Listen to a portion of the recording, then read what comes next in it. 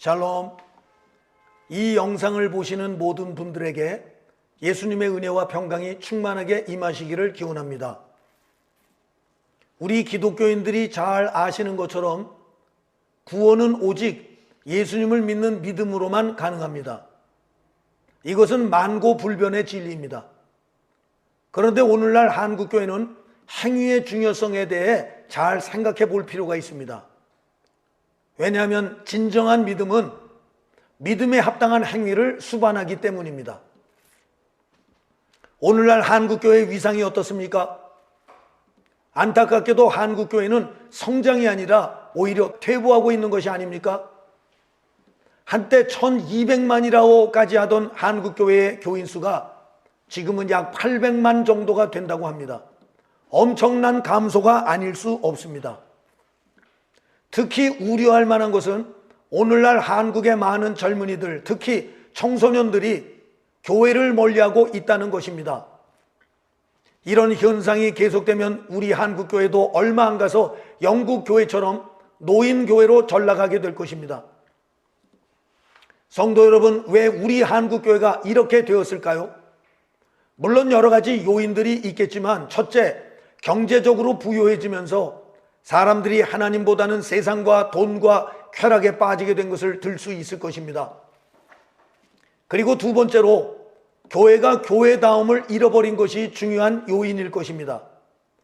다시 말해서 목회자와 성도들이 빛과 소금된 삶을 제대로 살지 못한 탓이라는 것입니다. 마태복음 24장 37절 말씀에 노아의 때와 같이 인자의 임함도 그러하리라고 말씀하셨습니다.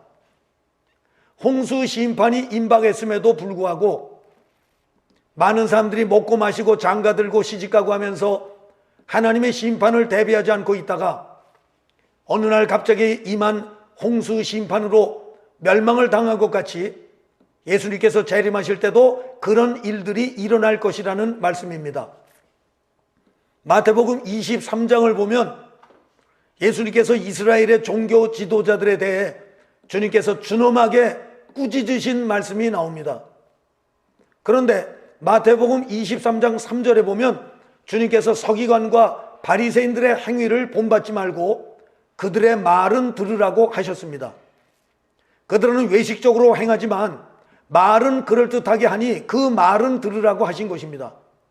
성도 여러분, 오늘날 한국교회의 실상이 어떻다고 생각하십니까?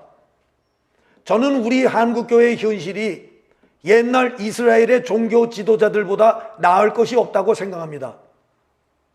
디모데후서 3장 5절을 보면 경건의 모양은 있으나 경건의 능력은 부인하는 자니 이 같은 자들에게서 내가 돌아서라 라는 말씀이 있습니다.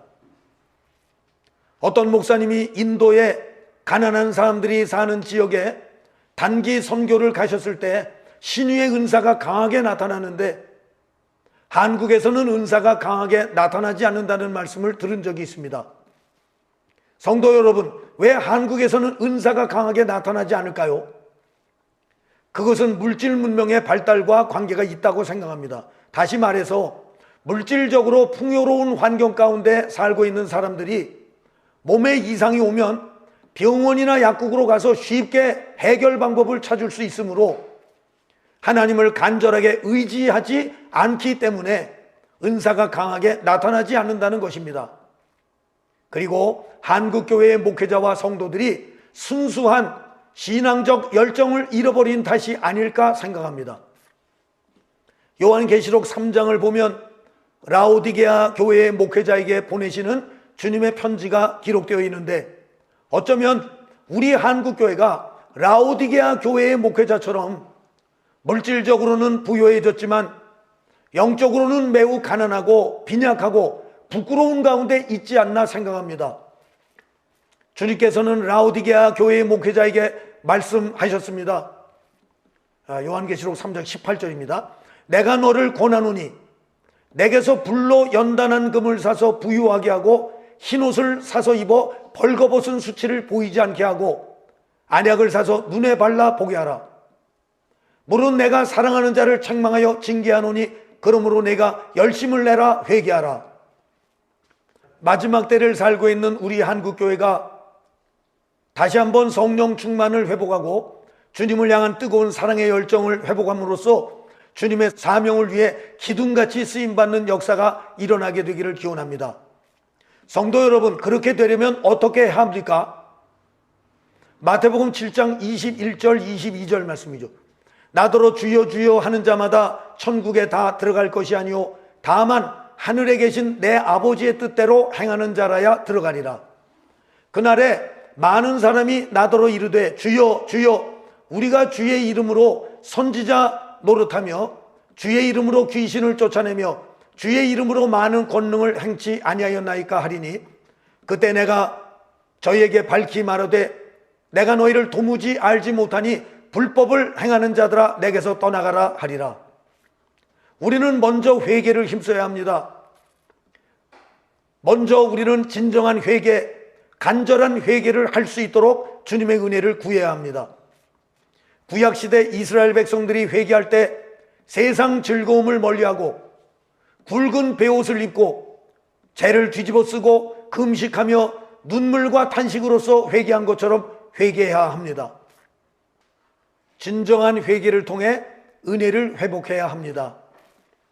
기쁨과 감사와 소망과 열정을 회복해야 합니다. 그렇게 될 때 우리의 예배와 기도와 찬양과 모든 헌신과 봉사가 주님께 연락되어지고 우리 한 사람 한 사람, 더 나아가 우리 한국교회가 이 마지막 때에 주님의 복음과 사명을 위해 가장 귀하게 쓰임받게 되는 역사가 일어나게 될 줄 믿습니다. 마태복음 7장 18절에서 20절 말씀입니다. 좋은 나무가 나쁜 열매를 맺을 수 없고 못된 나무가 아름다운 열매를 맺을 수 없느니라. 아름다운 열매를 맺지 아니하는 나무마다 찍혀 불에 던지우느니라. 이러므로 그의 열매로 그들을 알리라. 지금은 진정한 회개를 통해 모든 외식적 신앙생활을 청산하고 아름다운 열매를 맺기를 힘써야 할 때입니다. 이런 의미에서 믿음에 합당한 열매, 즉 행위를 강조하는 것이 하나님의 뜻인 줄 믿으시기 바랍니다. 감사합니다.